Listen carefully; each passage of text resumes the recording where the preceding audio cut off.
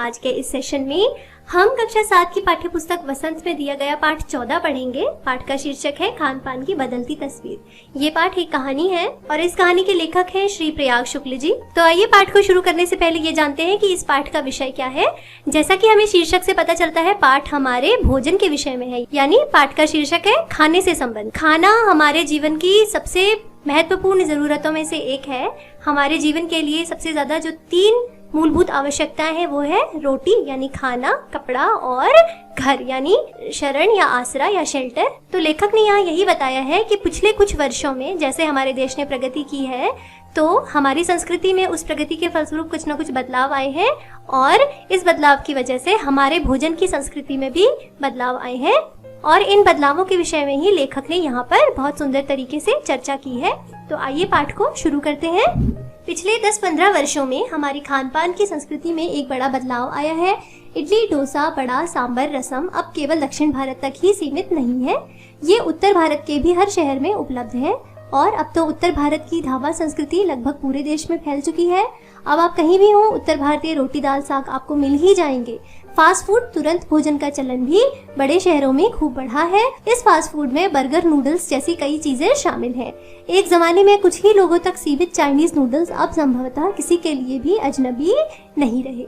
तो इस पहले पैराग्राफ में लेखक हमें यही बताते हैं कि देश में हुई प्रगति की वजह से क्या हुआ है कि पिछले 10 से 15 वर्षों में हमारे भोजन की संस्कृति में भी बहुत ज्यादा बदलाव आ गया है।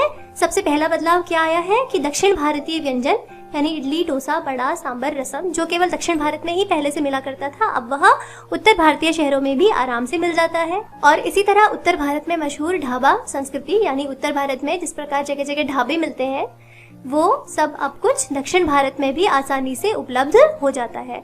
अब अगर आप दक्षिण भारत में भी कहीं पर हैं तो आपको उत्तर भारतीय भोजन जैसे रोटी दाल साग आराम से कहीं पर भी मिल जाएगा। इन सब खानों के साथ साथ हमारे भोजन में एक नया अवयव जुड़ा है जिसका नाम है फास्ट फूड यानी तुरंत भोजन। जो जल्दी बन जाता है वो भोजन है फास्ट फूड। और इसका चलन बड़े शहरों में मुख्यतः ज्यादा बड़ा है, क्योंकि बड़े शहरों में लोगों के पास न भोजन पकाने का समय है और न भोजन खाने का समय है, इसलिए ऐसे भोजन का चलन बढ़ गया है जो बहुत जल्दी बनकर तैयार हो जाता है। इन भोजनों में मुख्यतः बर्गर और नूडल्स जैसी चीजें शामिल हैं।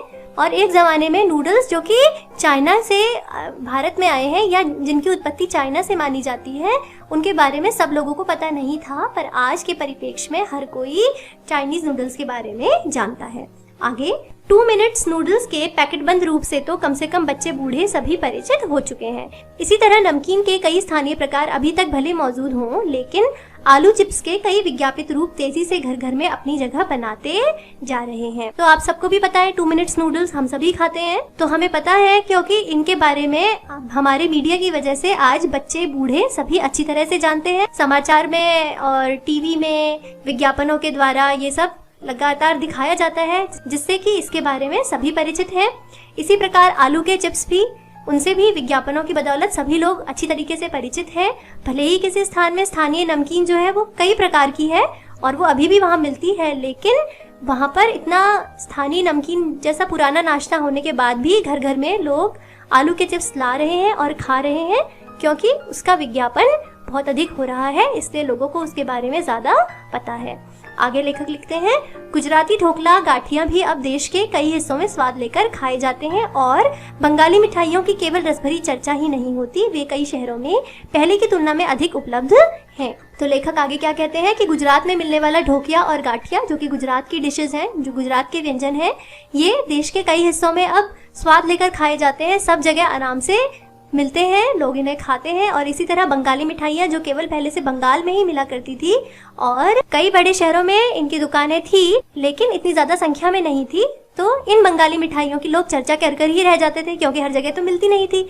लेकिन आज क्या है कि बंगाली मिठाइयाँ जो है केवल बंगाल में ही नहीं बल्कि संपूर्ण भारत में हर जगह आराम से मिल जाती हैं, इसलिए लोग इनका खूब आनंद उठाते हैं। आगे यानी स्थानीय व्यंजनों के साथ ही अब अन्य प्रदेशों के व्यंजन पकवान भी प्रायः हर क्षेत्र में मिलते हैं और मध्यम वर्गीय जीवन में भोजन विविधता अपनी जगह बना चुकी है। तो लेखक क्या कह रहे हैं कि अन्य प्रदेशों में मिलने वाले भोजन भी अब हर प्रदेश में मिल जाते हैं आसानी से और ये भोजन धीरे धीरे मध्यम वर्ग के जीवन में अपनी जगह बना रहा है। आगे कुछ चीजें और भी हुई हैं।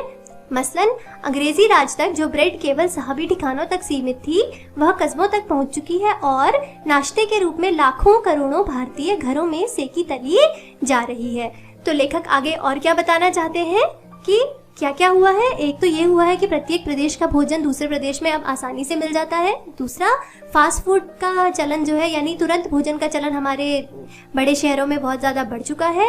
तीसरा, लोगों को अब दूसरे प्रदेश का भोजन दूसरे प्रदेश में मिल जाने से उस भोजन के बारे में चर्चा ही नहीं करनी पड़ती, अर्थात वो भोजन उनके प्रदेश में भी मिलता है तो वह उसे खाकर उसका लुत्फ उठा सकते हैं। और चौथा क्या हुआ है कि अंग्रेजी समय तक यानी अंग्रेजों के ज़माने में जब भारत में अंग्रेजों का राज था, उस समय तक जो ब्रेड केवल अंग्रेजों को या फिर जो बड़े ऊंचे पद में लोग होते थे उनके परिवारों को ही मिलती थी, अब वह कस्बों में और गांवों में घर घर में पहुंच चुकी है और लोग उसका आनंद उठाते हैं, सेक कर तल कर उसे खाते हैं। आगे, खान पान की इस बदलती हुई संस्कृति से सबसे अधिक प्रभावित नई पीढ़ी हुई है जो पहले के स्थानीय व्यंजनों के बारे में बहुत कम जानती है, पर कई नए व्यंजनों के बारे में बहुत कुछ जानती है। स्थानीय व्यंजन भी तो अब घटकर कुछ ही चीजों तक सीमित रह गए हैं।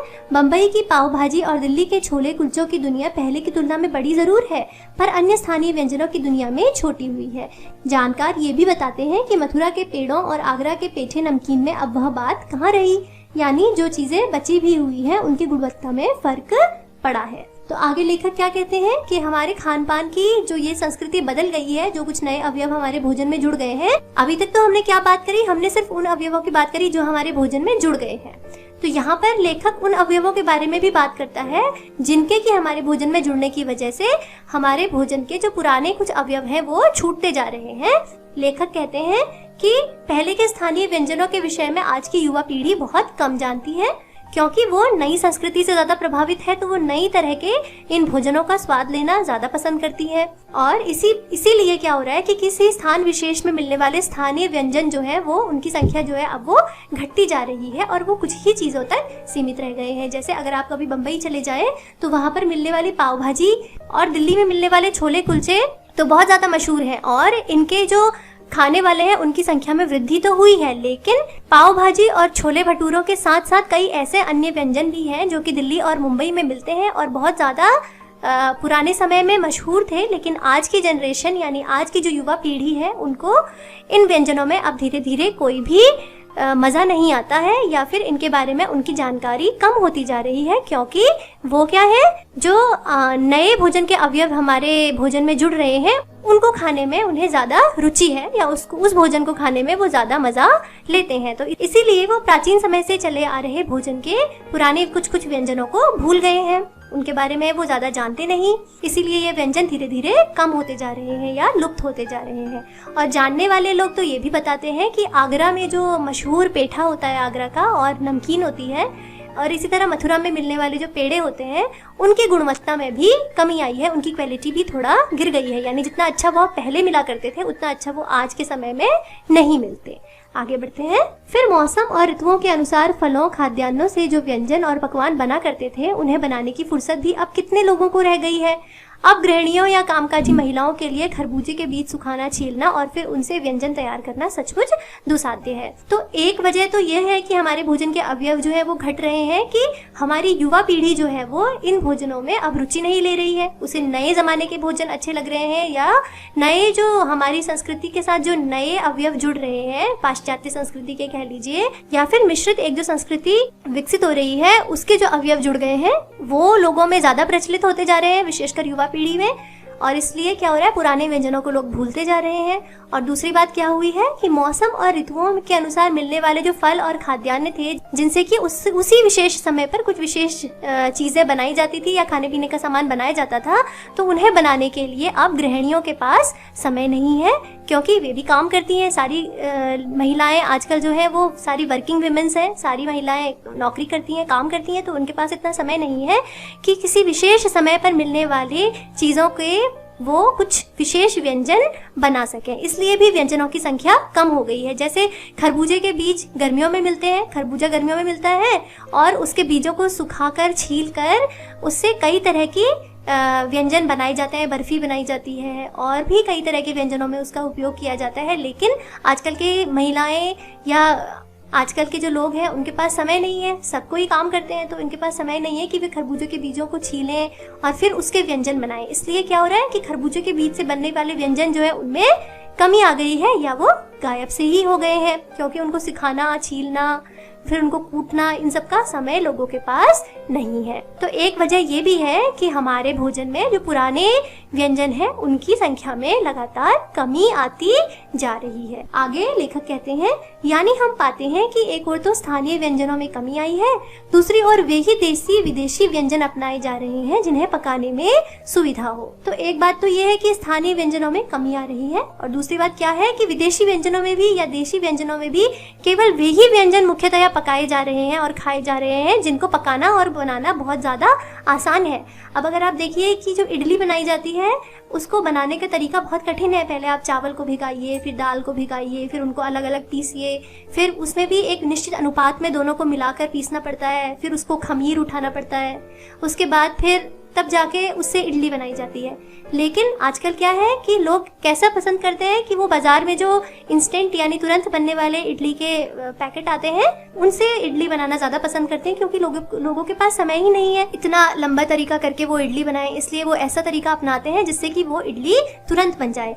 इसी प्रकार के जो व्यंजन जो कि जल्दी बन जाते हैं उनके ही तरीकों को लोग भोजन के रूप में अपना रहे हैं, और ऐसे व्यंजन जिनको बनाने में बहुत ज़्यादा समय लगता है, चाहे वो देशी हो चाहे फिर वो विदेशी हो, लोग उनको घर पर बनाना पसंद नहीं करते। विदेशी व्यंजन भी कई ऐसे हैं जो कि बहुत ज़्यादा लोगों में फेमस हैं, बहुत ज़्यादा लोगों में लोकप्रिय हैं, लेकिन घर में क्योंकि उनको बनाने में ज़्यादा समय लगता है, जैसे पिज्ज़ा आदि घर में बनाने में ज़्यादा समय लगता है, तो लोग क्या ज़्यादा पसंद करते हैं कि वो बाहर से कहीं से पिज्ज़ा खरीद के खा लें, लेकिन वो खुद घर में बना नहीं सकते क्योंकि उनके पास समय का अभाव है। तो लेखक यहाँ यही कहना चाहते हैं कि हम वही व्यंजन अपनी खाद्य संस्कृति में शामिल कर रहे हैं, चाहे वो देसी हो चाहे विदेशी हो, जो कि जल्दी बनते हैं। आगे, जटिल प्रक्रियाओं वाली चीजें तो कभी कभार व्यंजन पुस्तिकाओं के आधार पर तैयार की जाती हैं। अब शहरी जीवन में जो भागम भाग है उसे देखते हुए यह स्थिति स्वाभाविक लगती है। फिर कमरतोड़ महंगाई ने भी लोगों को कई चीज़ों से धीरे धीरे वंचित किया है। जिन व्यंजनों में बिना मेवों के स्वाद नहीं आता, उन्हें पकाने बनाने के बारे में भला कौन 4 बार नहीं सोचेगा।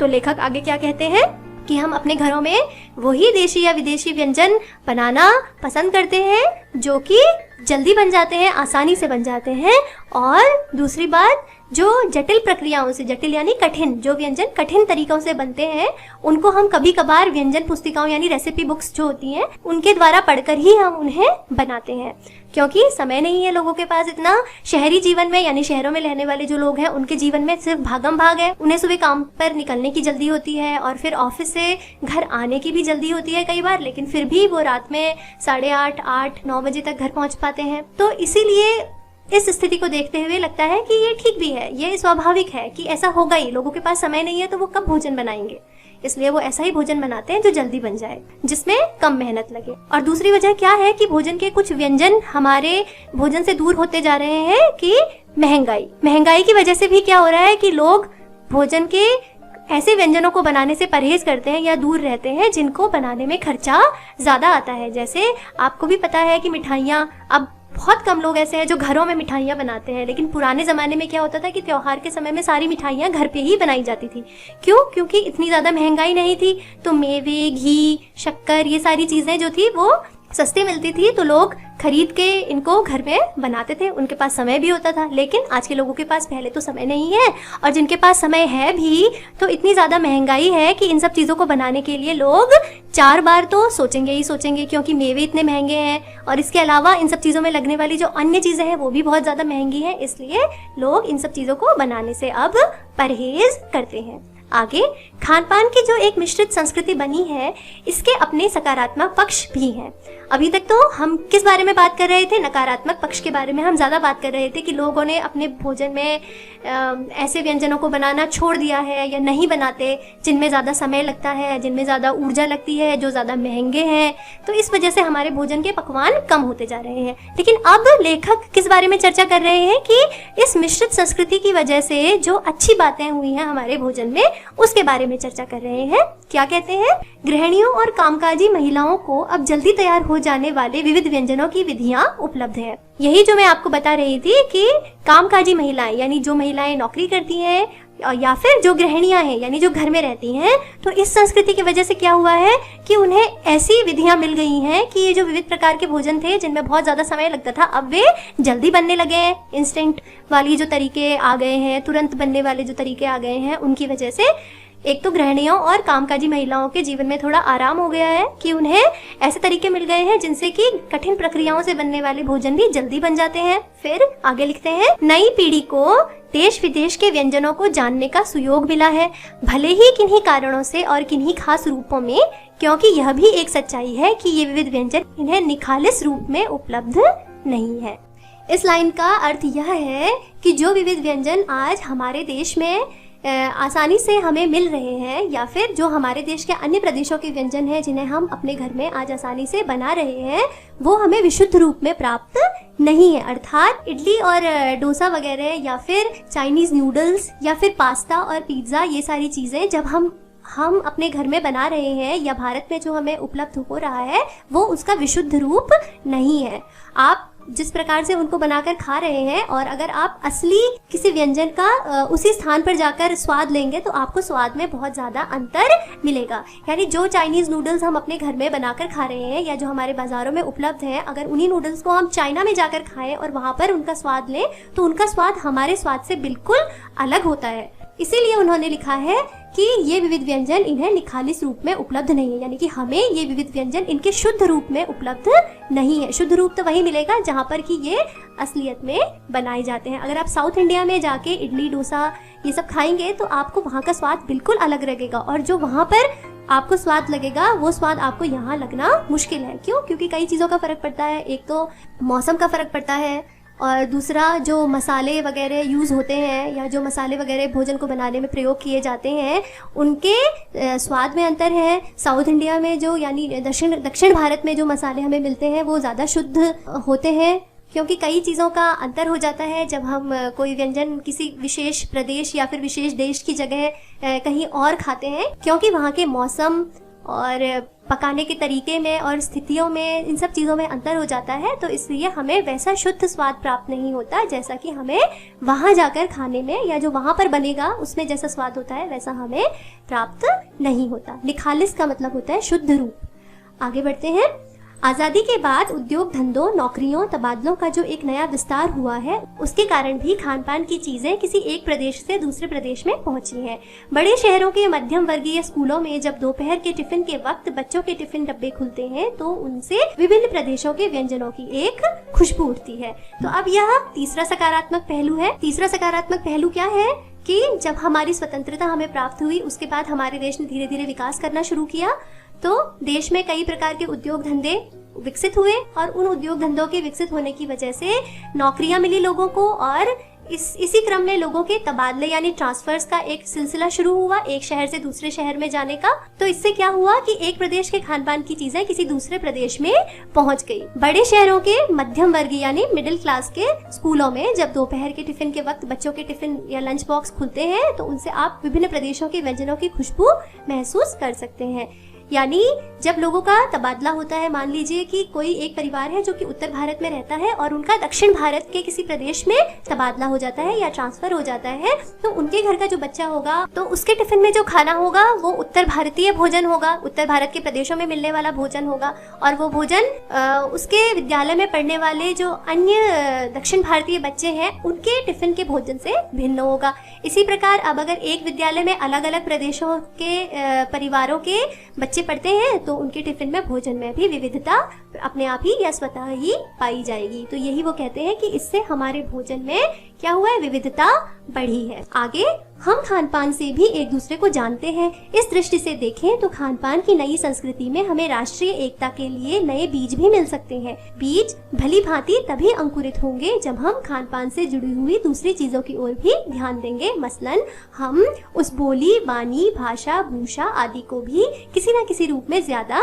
जानेंगे जो किसी खान पान विशेष से जुड़ी हुई है। तो आगे लेखक ने क्या लिखा है? लेखक ने चौथा सकारात्मक पक्ष यहाँ पर हमें बताया है कि अब क्या है कि जब विविध प्रकार के बच्चे एक स्कूल में पढ़ेंगे तो उनके भोजन में विविधता पाई जाएगी और हमें विविध प्रकार के भोजन देखने को मिलेंगे, और इस प्रकार क्या होगा, खान पान से भी हम एक दूसरे के बारे में बहुत कुछ जानेंगे, और खान पान की इस नई विकसित होती संस्कृति से हमें राष्ट्रीय एकता के लिए नए बीज मिलेंगे, यानी हमारे राष्ट्र में या हमारे देश में एकता बढ़ेगी।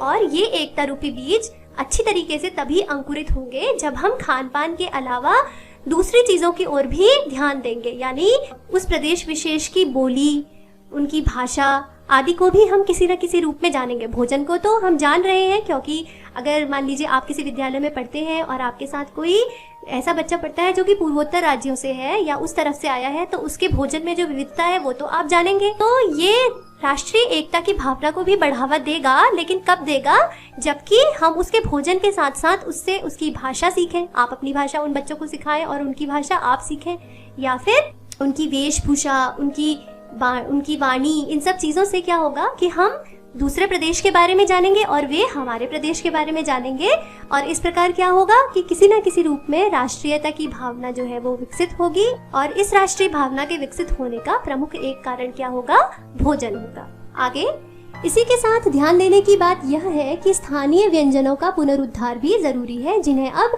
एथनिक कहकर पुकारने का चलन है। ऐसे स्थानीय व्यंजन केवल 5 सितारा होटलों के प्रचारार्थ नहीं छोड़ दिए जाने चाहिए।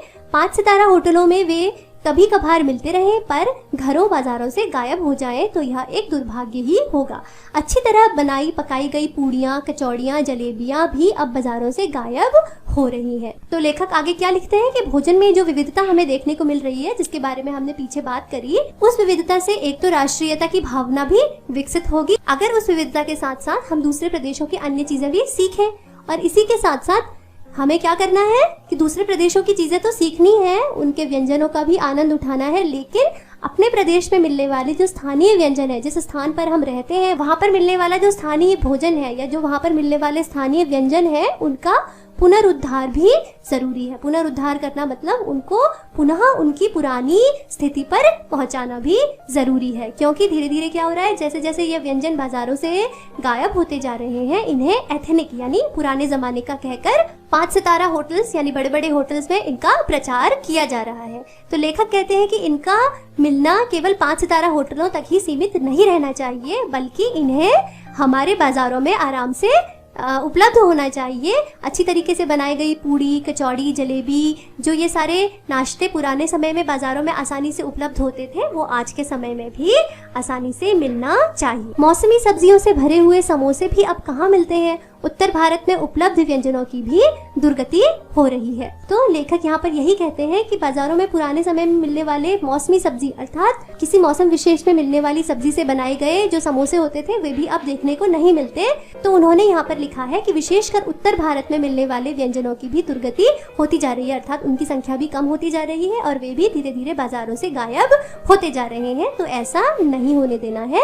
आगे लेखक लिखते हैं, अचरज नहीं कि पहले उत्तर भारत में जो चीजें गली मोहल्लों की दुकानों में आम हुआ करती थी, उन्हें अब खास दुकानों में तलाशा जाता है। यह भी एक कड़वा सच है कि कई स्थानीय व्यंजनों को हमने तथाकथित आधुनिकता के चलते छोड़ दिया है और पश्चिम की नकल में बहुत सी ऐसी चीजें अपना ली हैं जो स्वाद, स्वास्थ्य और सरसता के मामले में हमारे बहुत अनुकूल नहीं है। तो लेखक यहाँ पर लिखते हैं कि उत्तर भारत में पुराने समय में गली मोहल्लों में जो व्यंजन आराम से मिल जाते थे या जो भी चीजें आम बाजारों में मिलती थी, अब उन्हें खास बाजारों में तलाशा जाता है, क्योंकि वे आसानी से अब मिलती नहीं। और इसी के साथ साथ बहुत सारे ऐसे स्थानीय व्यंजन हैं जिन्हें हमने खाना या पसंद करना छोड़ दिया। क्यों? आधुनिक व्यंजनों की वजह से। या हमें ऐसा लगता था कि हमारे बाजारों में मिलने वाले ये स्थानीय व्यंजन जो है वो पुराने हैं और उनका जो स्वाद है वो इतना अच्छा नहीं, या वे हमारे शरीर के लिए अच्छे नहीं हैं, और या फिर हमें विदेशी व्यंजन ज़्यादा अपनी तरफ आकर्षित करते थे, तो हमने अपने स्थानीय व्यंजनों को छोड़ दिया, जो कि गलत है और हमें ऐसा नहीं करना चाहिए। पश्चिम की नकल में हमने ऐसी बहुत सारी चीज़ें अपना ली हैं जो कि स्वाद, स्वास्थ्य और सरसता के मामले में हमारे बिल्कुल अनुकूल नहीं है। आगे वो लिखते हैं, हो यह भी रहा है कि खान पान की मिश्रित संस्कृति में हम कई बार चीज़ों का असली और अलग स्वाद नहीं ले पा रहे। अक्सर प्रीति भोजों और पार्टियों में एक साथ ढेरों चीज़ें रखती जाती हैं और उनका स्वाद गडमड होता रहता है। तो लेखक आगे क्या लिखते हैं कि ऐसा ही हो रहा है कि खान पान की इस मिश्रित संस्कृति की वजह से हम क्या होता है कि जो अपने वहाँ के भोजन है या किसी भी एक व्यंजन का विशेष स्वाद, अलग और असली स्वाद हम ले ही नहीं पाते, क्योंकि अक्सर प्रीति भोज मतलब होता है रिसेप्शन या फिर शादी के बाद जो भोज दिया जाता है उसे प्रीति भोज कहा जाता है। तो प्रीति भोज के अवसर पर आप कहीं अगर प्रीति भोज में जाते हैं तो बहुत सारी डिशेस या बहुत सारे व्यंजन बना दिए जाते हैं और एक साथ इतने सारे व्यंजन होते हैं कि लोग कोई एक भी व्यंजन ठीक से खा नहीं पाते और उन सभी व्यंजनों का स्वाद आपस में मिल जाता है। स्वाद गड़बड़ होता रहता है, अर्थात स्वाद जो है वो एक दूसरे के साथ मिल जाता है। आगे, खान पान की मिश्रित या विविध संस्कृति हमें कुछ चीजें चुनने का अवसर देती है। हम उनका प्रायः लाभ नहीं उठा रहे हैं। हम अक्सर एक ही प्लेट में कई तरह के और कई बार तो बिल्कुल विपरीत प्रकृति वाले व्यंजन परोस लेना चाहते हैं। तो लेखक यहाँ क्या बता रहे हैं कि खान पान की इस विकसित होती मिश्रित और विविध संस्कृति से हमें चीजों को चुनने का अवसर मिलता है, जिसे हम खो देते हैं, क्योंकि हम एक साथ बहुत सारे व्यंजन खा लेना चाहते हैं या हर प्रकार के व्यंजन का स्वाद एक ही साथ ले लेना चाहते हैं। तो इससे क्या होता है कि किसी विशेष व्यंजन का स्वाद दूसरे व्यंजन के स्वाद से मिल जाता है और हमें विशुद्ध रूप से उस व्यंजन का स्वाद पता ही नहीं चल पाता। तो लेखक कहते हैं कि इस मिश्रित विविध संस्कृति की वजह से हमें मौका मिलता है कि हमारे सामने इतने सारे व्यंजन हैं और हम अपनी मर्जी का कोई विशेष व्यंजन खाएं और उसका स्वाद लें, पर ये मौका हम अपने हाथ से गवा देते हैं या ये लाभ हम उठा नहीं पाते। हम अक्सर एक ही प्लेट में कई तरह के व्यंजन ले लेते हैं और कई बार जो व्यंजन हम लेते हैं उनकी प्रकृति बिल्कुल ही विपरीत होती है। आगे, इसलिए खान पान की जो मिश्रित विविध संस्कृति बनी है और लग यही रहा है कि यही और अधिक विकसित होने वाली है, उसे तरह तरह से जांचते रहना जरूरी है।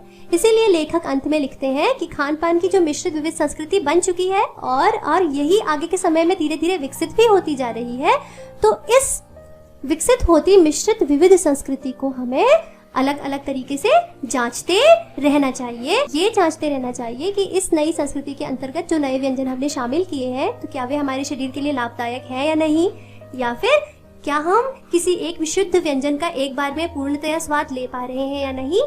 इस प्रकार ये विविध संस्कृति हमारे लिए लाभदायक भी सिद्ध हो सकती है और हानिकारक भी। तो अब ये हमारे ऊपर है कि हम इस संस्कृति का लाभ किस प्रकार उठा सकते हैं।